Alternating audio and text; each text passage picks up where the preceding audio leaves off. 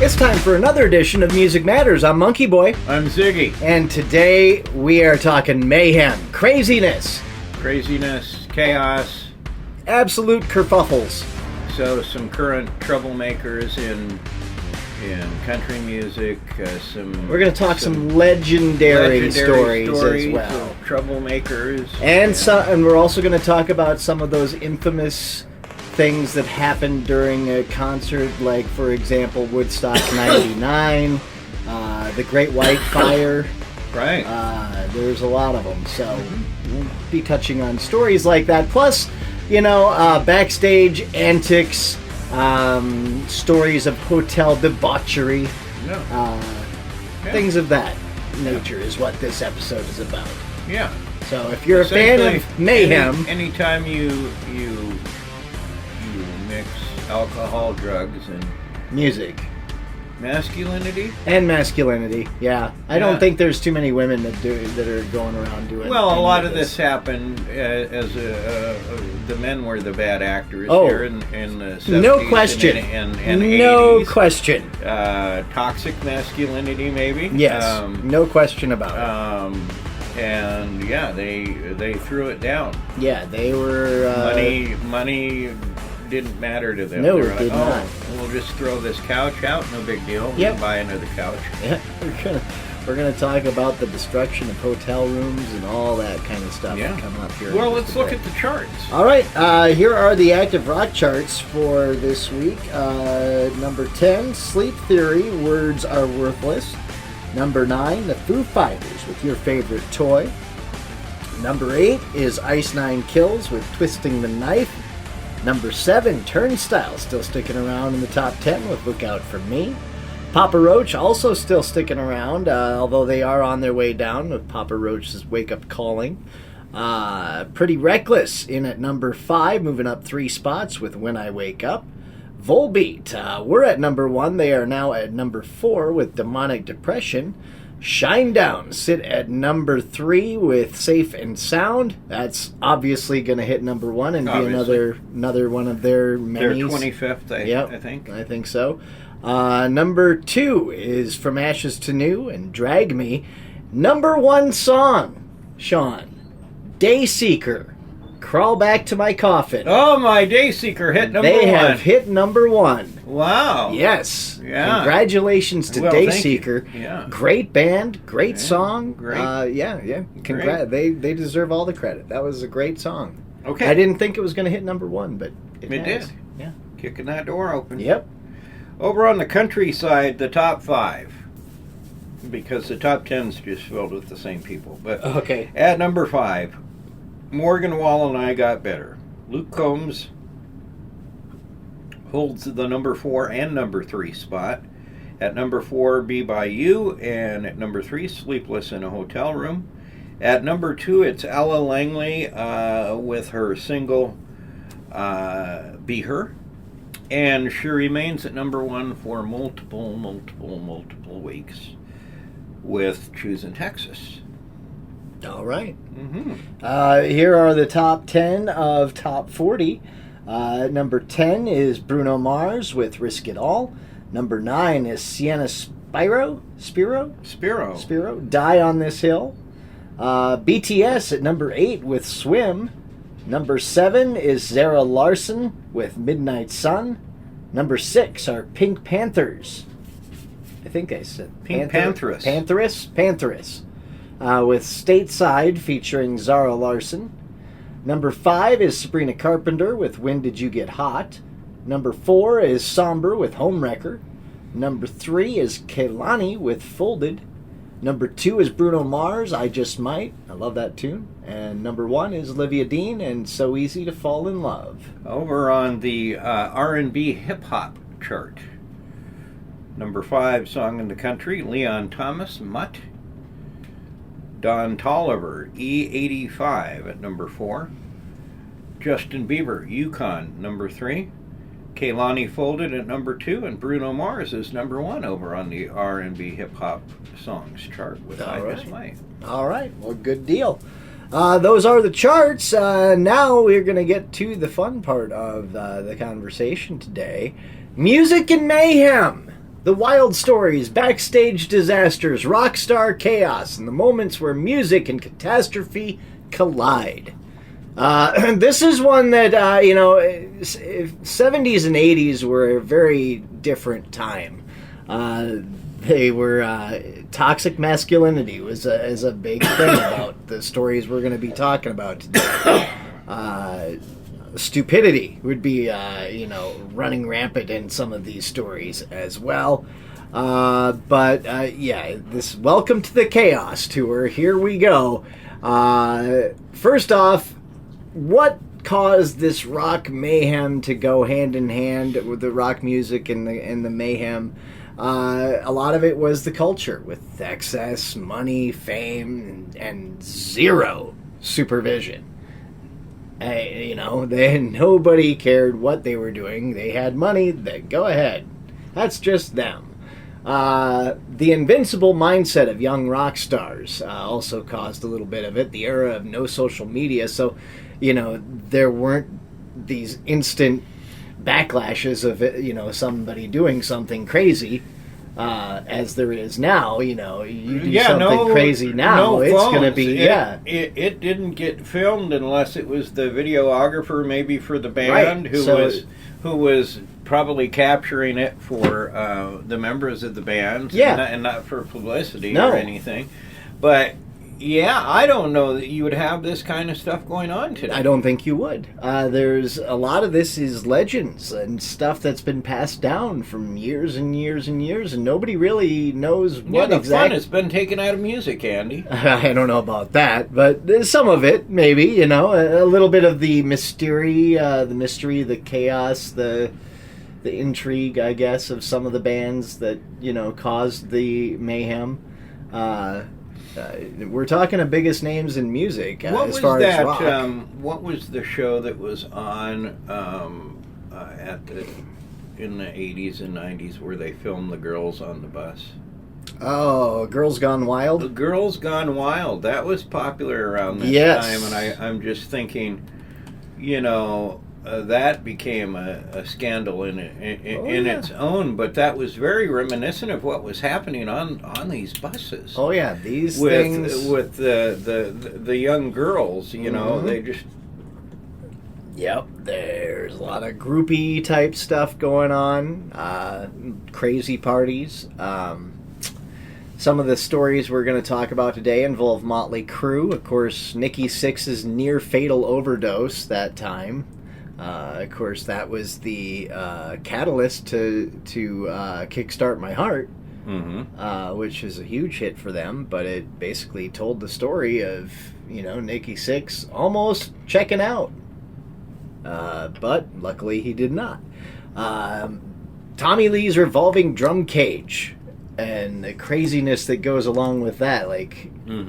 The Whiskey A Go-Go early days. They threw some amazing parties, and the thing was, they lived right next to it, so basically... They lived there. Yeah. They owned the Whiskey A Go-Go, like essentially. Above didn't they have, like, the apartment above it or something like that? And so, like, right when they got done, they all went upstairs and partied constantly. Like, that was just the thing every weekend for them, before they were big stars. I wonder... because all of this excess is because of drugs and alcohol. Right. You had no problem finding drugs because, this guy over here is going to walk up to you and want something from you, an autograph, a stick, a picture, something. A girl wants to get wants to get done on the bus. Right. Here's this, handing you a sack of powder and stuff. I don't know what it's like in today's current music scene. I don't know if that goes on, but they were also given drugs and alcohol, obviously, by their teams. Oh yeah. To I think just keep you pounding away. Remember when Vanessa Carlton came here for Saturday in the Park? No, she was at the Anthem.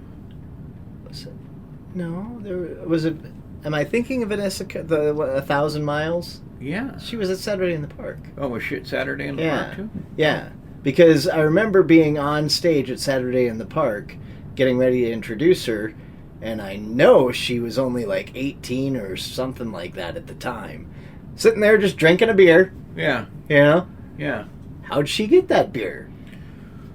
At the venue, like she's literally on stage drinking at 18. Yeah, so, I was like, wow. You know, so the leaders of these groups, the managers of these artists, were often the problem, not the solution. Yeah, they were definitely that. Of course, there was the story of Mötley Crüe hanging out with Ozzy Osbourne on tour and having the gross out contests where they apparently snorted ants.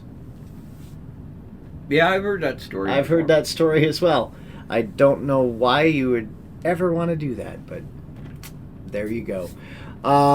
If you're wanting to know more about the Mötley Crüe days of their excess and craziness, I mean, it's all literally penned out in the dirt. I've never seen it. You've never seen it? I have no desire to. It's a great movie. Eh. I shouldn't say great. It's a good movie. Yeah, but you know, the story's interesting. Movies like that, you know. I mean, I realize you can't get factual all the time because there are some facts you just don't want to come out. Right. But the dramatization of things and throwing stuff in these kind of movies that didn't really happen, it's like, you know. No, I get that. I get that. Of course, we'll be talking about Ozzy, the bat incident. Do you remember that? Yeah, that happened in Des Moines. Yeah, that was in Iowa. And apparently, the story is somebody threw it on stage. Ozzy thought it was fake. He didn't think it was real. And bit into it. And then realized, oh, shit, that was a real one. Yeah. Yeah, he also took a piss on the Alamo. Yes, he did. Yeah. And he got was banned. Yeah, for a long time from banned. San Antonio. Or maybe even Texas. I don't know if... Yeah. I know, yeah, he had to do a lot of apologizing for that. Of course, the Dove incident as well is crazy. Where he went into the record execs to talk about a new album. And he walks in. Sharon wanted him to bring these doves in and release them as a goodwill gesture of peace, right? What's Ozzy do? Well, Ozzy, before the meeting, was very nervous, so he did what Ozzy did and drank and did a lot of drugs. And then took those doves and bit the heads off them and threw them onto the table. Oh, yeah. Yeah. But, you know, the original partiers really, you know, as I think about it, The Who. The Who. The Who. Oh, my God. I mean, especially, you know, Keith Back Moon. in the Keith Moon days, yes. I mean, he was screwed insane. Up. He was on drugs and alcohol and straight crazy anyway. Yeah. You know, blowing up his drum kit on live TV. I mean, he would destroy his kit in rehearsals. All the time. Studio. The fact that he blew recording. it up. Like, without even thinking about how the explosion is going to affect the rest of the stage or anybody else involved in the thing. Yeah, that's crazy. Of course, Pete Townsend would smash his guitar nightly. I think he was the originator of that, wasn't he? Yeah, I think he was the one that started the whole breaking the guitars on stage. Thankfully, that's died down considerably. A little. Yeah. I still like that. Oh, I do too. You know, it's a cheap pop. But Keith Moon literally drove a car into a fool. He literally did. Like,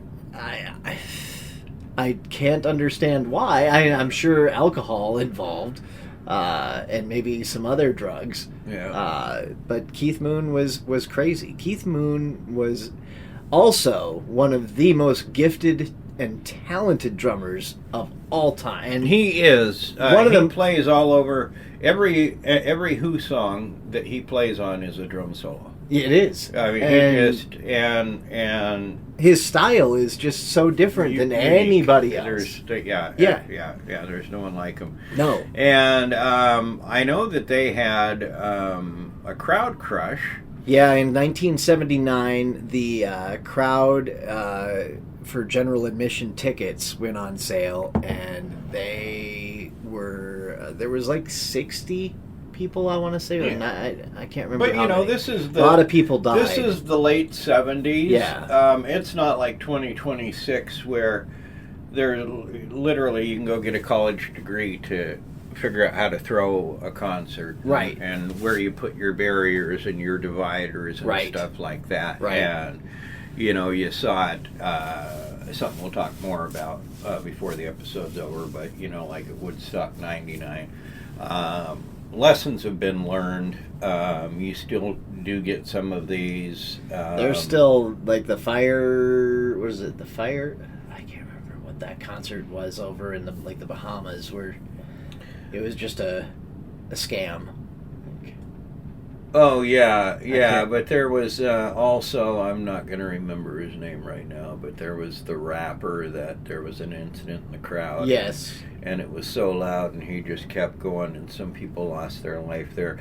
But the safety barriers are so much better, so well planned out now. Yeah. As opposed to back then, they were not. No, and you just packed into a crushed. place. Yeah. And unfortunately, the Who didn't even have any idea that it happened. Like, they weren't told until after the concert that had happened. So I feel bad for the Who in that sense. That's kind of a terrible thing. Well, to what do you do as an artist? You're right. You're at the front of the stage. Like recently at Coachella and Stagecoach, you're looking out there to 80, 90,000 people. There's no way you're going to see an incident in the crowd unless it's right up front. Right. And it's a lot to manage. Yeah. Yeah. Yeah, they definitely needed more security and better venue options, I guess, to keep the crowd safe and stop them from doing the rushes that they were doing back then. Another band who is obviously known for the parties and the craziness that happened in the 70s, Led Zeppelin is pretty much at the top of that list. We were talking about Keith Moon. Yes. John Bonham was just as crazy. Oh, absolutely. Bonham was a big drinker. And Zeppelin, of course, had that private jet called the Starship. Now, this was a converted Boeing 720B they used during the 73 and 75 tours. It was basically a flying luxury apartment. King-size bedroom with a shower, fireplace-style electric heater, fully stocked bar, a movie room with a 30-inch TV, which was huge for the time. Right. Velvet furniture, mirrored walls, and a custom sound system. Band members reportedly held parties mid-flight, because of course you would. John Bonham once rode a motorcycle down the aisle, according to multiple crew members. That's inside a plane. Mm-hmm. Inside a plane riding a motorcycle. Mm-hmm. How crazy is that? The jet was so over the top that other bands, Elton John, Deep Purple, Alice Cooper, rented it too. So that got plenty of use back in the day. It symbolized the peak of 1970s rock excess. It allowed Zeppelin to avoid hotels and airports and stay in their own little world as well. Now, that whole story about Keith Moon and his drum kit, it was on the Smothers Brothers Comedy Hour back in 1967. Moon often put small explosives, flash powder, in his drums for dramatic effect. Well, for this TV performance, he secretly tripled the amount without telling the producers or the band. When he hit the final cymbal crash, the explosion was so strong it blew Moon off the drum stool, sent shrapnel into Pete Townshend's arm, reportedly contributed to Townshend's long-term hearing issues, and covered the stage in smoke. It's just insane. Betty Davis was actually backstage and nearly fainted. The host, Tommy Smothers, was visibly stunned, and Moon thought it was hilarious. So that'll give you an idea about Keith Moon. Now, how about that time he drove it into a hotel pool, that car into a pool? It's most famous version that happened on Moon's 21st birthday, though he later admitted he lied about his age. He was actually only 20. It was at the Holiday Inn in Flint, Michigan in 1967. After a wild party, Moon allegedly lost his clothes. Yeah. That happens from time to time. He tried to escape police. He jumped into a Lincoln Continental and drove it straight into the pool. Now, Moon himself later said that the story was a bit exaggerated. Witnesses confirmed there was a massive food fight. Moon did end up naked, and a car did end up in or near the pool. The Holiday Inn banned The Who for life for that incident. It's the perfect Keith Moon story, chaotic, funny, and slightly unbelievable, but it did happen. Mötley Crüe on their Girls, Girls, Girls tour in 1987. This was the peak of Mötley Crüe. They had the money, the fame, the substances, and zero supervision. TVs were thrown out the window. That's a classic Crüe move every time they'd go to a hotel. Furniture destroyed, beds, lamps, tables, you name it. Fire extinguisher fights in the hallway. That would actually be fun, I think. Motorcycles. It is fun unless you have to clean it up. Yes. I've had to clean it up. Okay. Yeah. That's not fun to clean up. Yeah. Motorcycles inside hotel lobbies. Tommy was known for that. He was security staff quitting mid-shift because they couldn't control the band. In one hotel, Nikki Sixx and Tommy Lee allegedly flooded an entire floor by plugging sinks and turning on faucets, spray-painted walls, set off fire alarms repeatedly. The band was banned from multiple hotel chains during this era. The crew didn't just party, they turned destruction into a lifestyle. And of course, it's all on the dirt. The movie kind of gets into it a little bit, but the book, you're really going to get a lot more on that. But yeah, it was just craziness for them. You know, while you were talking, I was thinking, the trouble is different today. Oh, for sure. Than it was back then. Again, you know, if you had some way to record it in today's day and age, they wouldn't get away with that. No. The misogyny. Lots of it. Oh, it was everywhere. Was horrible. Yeah. Looking back, that just wouldn't be tolerated. No. Seeing that on news or on a TikTok reel or whatever now. Yeah, they would get pretty. They would get some backlash. They would get some backlash, and I think the artists, the bands of today, are getting in different types of trouble. It's weird because you see so many of them now. Male artists, performers, sure, getting charged with sexual harassment. Well, you would have had that if you would have had a cell phone back in the 80s. For sure. We would have been canceling people left and right. Guns N' Roses wouldn't have or Nirvana wouldn't have ended hard rock and hair metal of the time. It would have been all these sexual lawsuits. Yes, absolutely. I don't know that you have a lot of people throwing TVs out of hotel rooms. I mean, you know, Morgan Wallen, the big country hit maker, you know, he's kind of come out with I don't know if it's who he is or if it's an act he puts on, kind of a rebel thing to him. And he's been in some trouble. Yeah. You know, he threw a chair off the roof of a Nashville bar in 2024. And in 2020, he was arrested for disorderly conduct, and there are alcohol issues there. But, here's one I know you're not familiar with. He had a good career going, Jimmy Allen, accused by multiple women in 23 and 24 of sexual assault, sexual battery, trafficking, filming incidents without consent. Joe Don Rooney of Rascal Flatts, DUI in 2021 after a car crash. Garth Brooks, named in a 2024 lawsuit alleging sexual assault and harassment. So the trouble's different stuff, and it's for sure. We're not going to blame all the guys. There's stories about I'm sure there about women in music and stuff, but it's a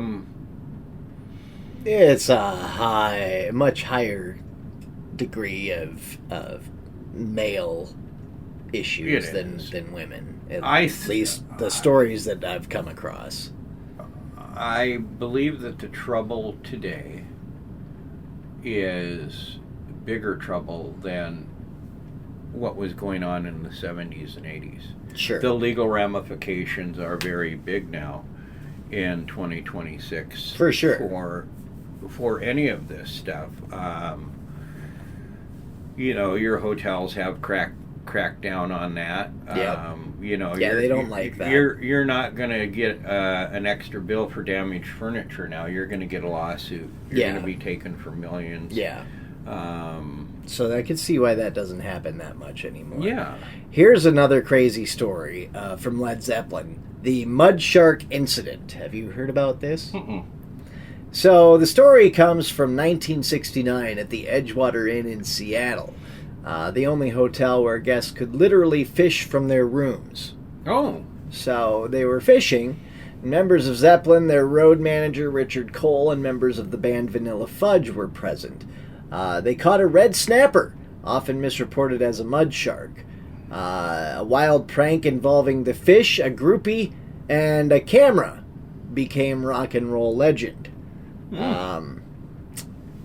Over the years, the story has been exaggerated heavily. Some participants have denied the more extreme versions. What is clear it was a chaotic juvenile prank that became one of rock's most infamous tales. Yeah. We won't go into all the saucy details of what they did with the fish. Well, I'm sure there's a X-rated.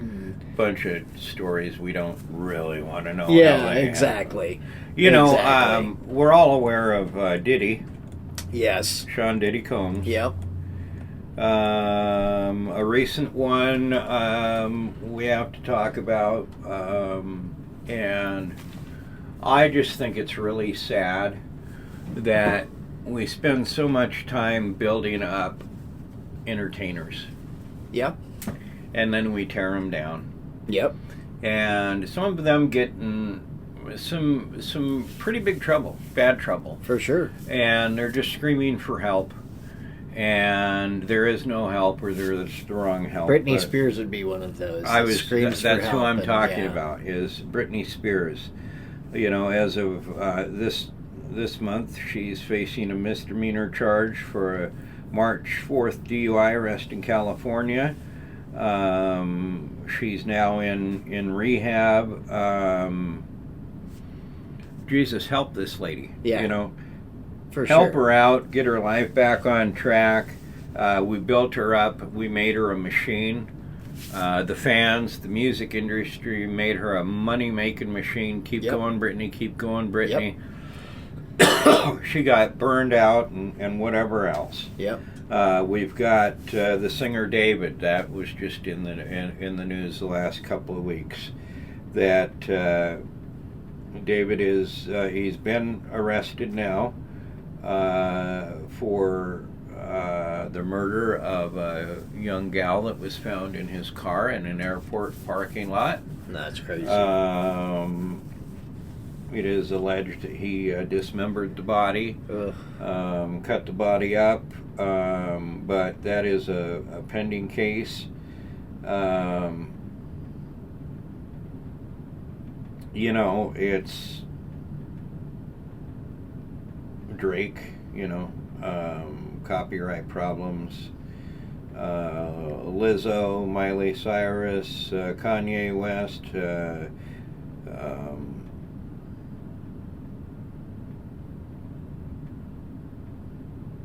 all over copyright things, you know, Chris Brown.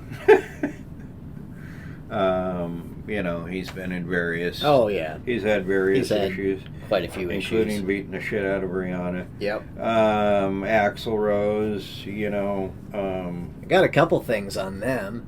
Axl, of course, used to disappear before shows, and like nobody knew where the hell he was, and so the audience would have to wait sometimes 2-3 hours. Oh, it was horrible. You know, just waiting for Axl to show up. Oh. You never knew if he was gonna or not, but once he did, they played for like 3 hours. It's crazy. Of course, Slash also had the tendency of waking up in random cities with no idea how he got there. Yes, but we've been on buses. Oh, yeah. We've all been on buses, and when you come on the bus, there's a note. So when you walk on the bus, you see the note of where you are, and then it's on the other side. They tape the city that you're in every day. Yeah. But I would get a little lost, even not being I under would too. the influence. Yep. You know, waking. You know, you go to bed in a town and you wake up in a town. Yep, and it would get, it would get disorienting for sure. Some other crazy stories. Red Hot Chili Peppers and their sock-only performances. Yeah, you remember those days, right? I've seen video. I have too. Well, I think there was times where Flea would just come out naked. Yeah. And just have the bass strategically placed. But, I mean, when he turned around, you got a full moon and something else hanging down.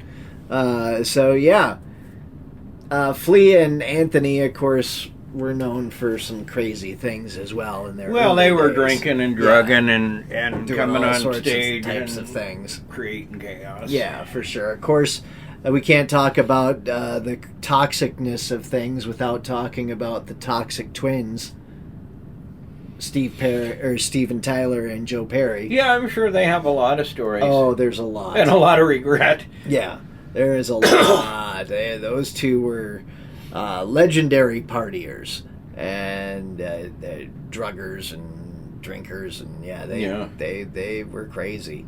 Some of the other things we should talk about, of course, the Great White nightclub fire, 2003. Now, I believe you were there when Great White played the Lewis Bowl. Mm-hmm. That was like what, a week before? It was very. Yeah, so very this was, close. You know, they call it the Great White nightclub fire. This was not really Great White. This was, it was Jack Russell and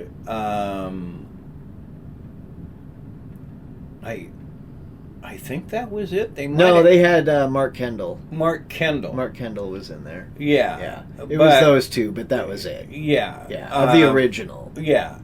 And there's a pyrotechnic accident. Which is scary because they used the same pyros and the same type of, roof was at Lewis Bowl, too. It could have easily happened at Lewis Bowl. Yeah. But easily. Hundreds of people lost their lives. It was a sad and tragic thing. Yeah, very. I have no doubt that, we lost Jack Russell a few years back.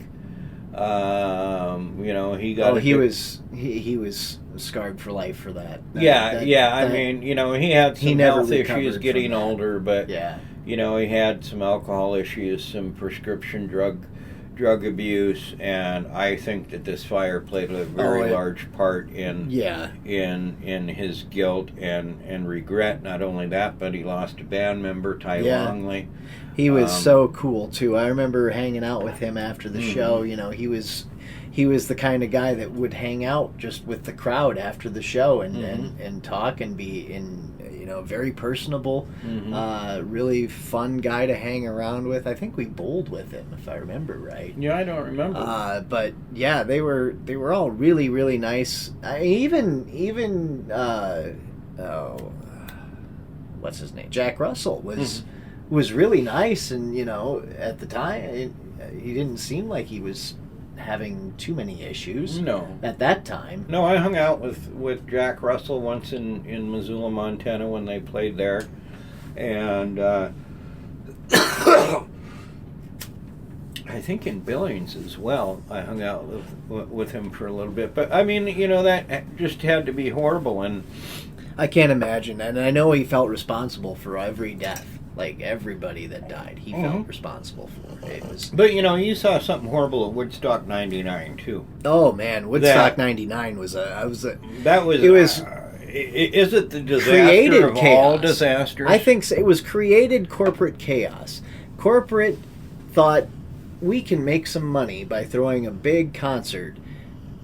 But then they didn't put any money into keeping the facilities safe and full with water, and it was hot, and it was on an air, like it was on But what's really weird is this is 99. Obviously, it was a money grab. It was a big money for grab. Sure. Oh, for we've got sure. an anniversary year here. Yep.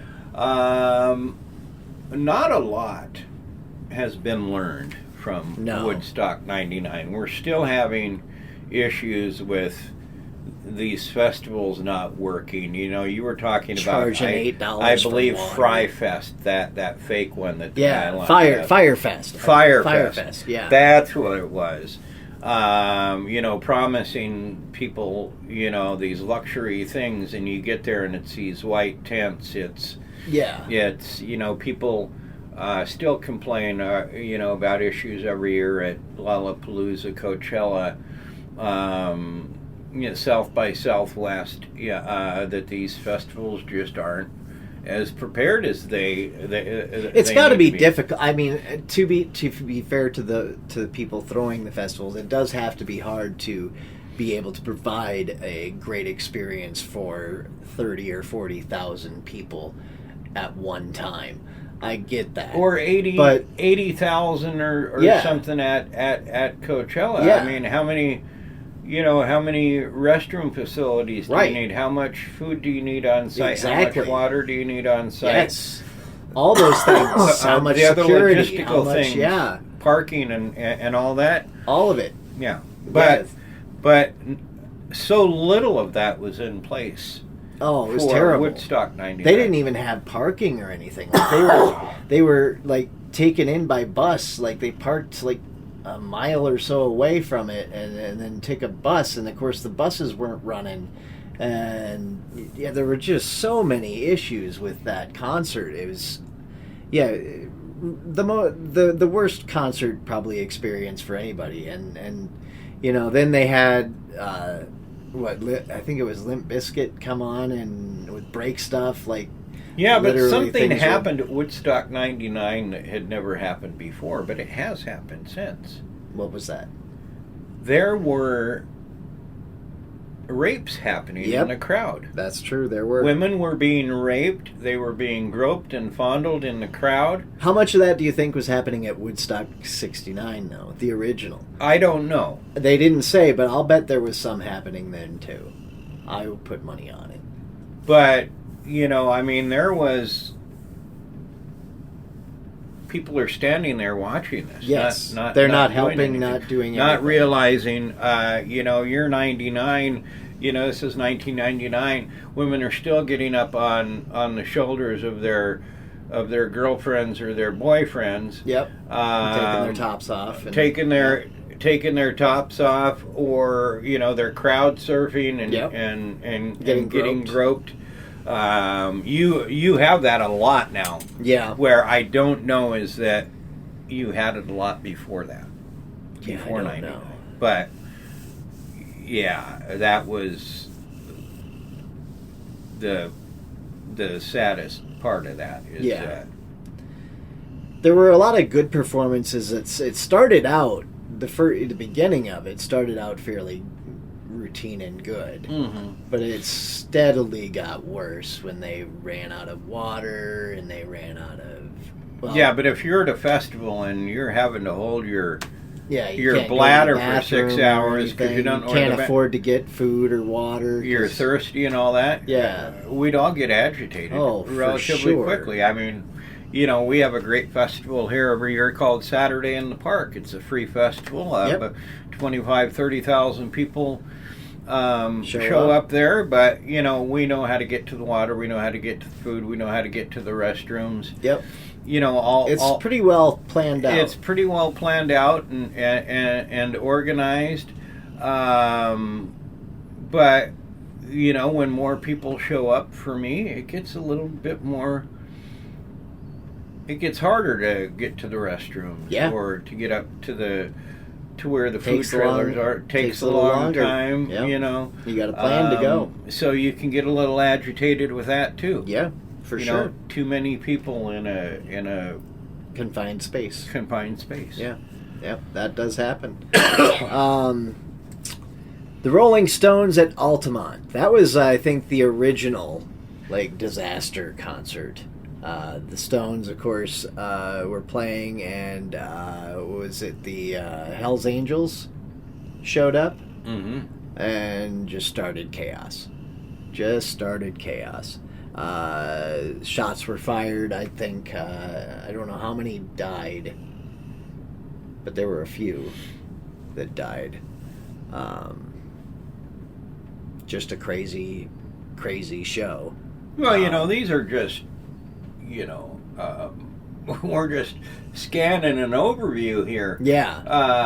I mean, there is some bad shit that's gone down. Oh, for sure. Bad shit that has happened. A lot of. Remember that one dude that shot up a concert in Las Vegas? Yeah, Jason Aldean was headlining that. Yeah. A lot of people lost their life there. Yep.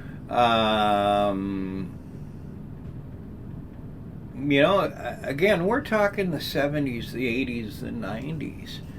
And we're just not there anymore. It's 2026. And what's I think important to take away from this is when you go to a show in 2026, you better know where the entries are. You better know where the exits are. You better go to the concert and come up with a quick plan for you and whoever you're with, because society has changed. That's true. And it's not necessarily going... You might not be affected by the chaos of these artists, these groups, but there is other chaos that happens at concerts now. Know your surroundings. Yes. Know who you're with. Yep. When you're driving to the concert, here's something I always ask myself. This is very important to ask yourself. If something goes down, am I fighting or am I flighting? Am I running or am I helping people? Right. Yep. But I think it also kind of depends on the situation too. With that, it all depends on the situation. But you bring up the Las Vegas thing. Yep. These are people that were just going to a concert. Yeah. Just going for a good time. Just going, sing their songs and you can't go to a show assuming anything now. No, you really anywhere, anywhere. There's just some bad people out there. The trouble can be different, but yeah, we've had a number of those of gun incidences at concerts. Yeah. Of course, which is sad because concerts are my happy place. Well, concerts are my happy place. I agree with you, Bud, that I would like to know that I can walk into a concert and that I'm going to walk out of the concert, that I'm going to have the experience that I want to have. Yeah. That I don't have to worry about.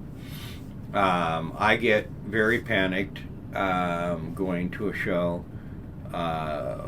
with Tristan. I've been to shows with my daughter, with my older boy, and I am somewhat anxious at that, because what if something goes down? I know what I'm going to do. I'm not running. I'm saving my kid. Right. But,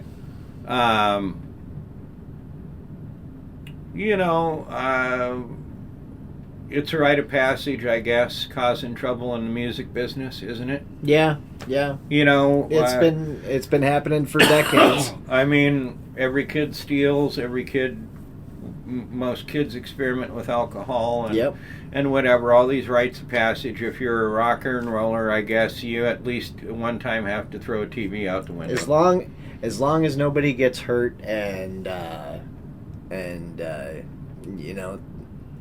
they don't violate anybody or anything in bad ways, then these stories kind of live in infamy, and some of them are funny, and some as long as you're not hurting yourself or someone else, right? Go ahead and have fun.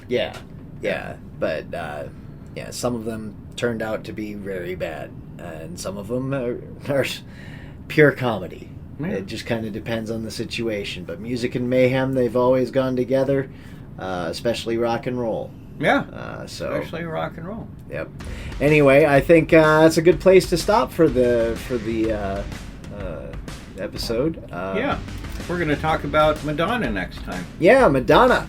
We'll try to have a special guest as well. Do you know any of her hits? Do you know? I know quite a few of her. Yes, I do. I actually know Madonna. I went to see Madonna. Oh. Yeah, I've seen you're ready Madonna. To talk about Madonna. I am ready. Madonna is worth talking about. Yeah, absolutely. Yeah. I've seen her live, and it was a great experience. Yeah, so we'll talk about Madonna. All right, sounds good. That, of course, happening next week. Remember, you can find this episode a lot of different places: Spotify, YouTube, Amazon Music, MonkeyBoyRadio.com, to name a few. On Monkey Boy Radio, it's on at about 8:05 on Sunday evenings. Otherwise, you can find it, on other platforms like that. You can also find me on Monkey Boy Radio during Real Rock Nights, Saturday nights at 8 o'clock, Sunday nights at 10 o'clock.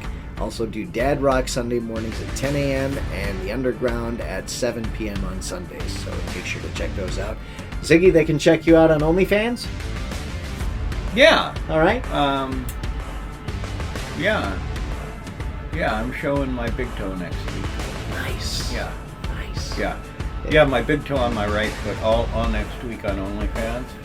Dip it in some Oh, I put it in barbecue sauce. Yeah, there you go. Yeah, I put it in barbecue sauce. When them $5 tips just come rolling in. I bet they do. Oh, you put a little of that Dijon mustard in there. I get $10 if I show my big right toe on OnlyFans with Dijon mustard on it. There you go. But I'm not going to tell you what I do for 15. Well, I don't think I want to know. Okay. All right. That has been Ziggy. I'm Monkey Boy. We'll talk to you next week.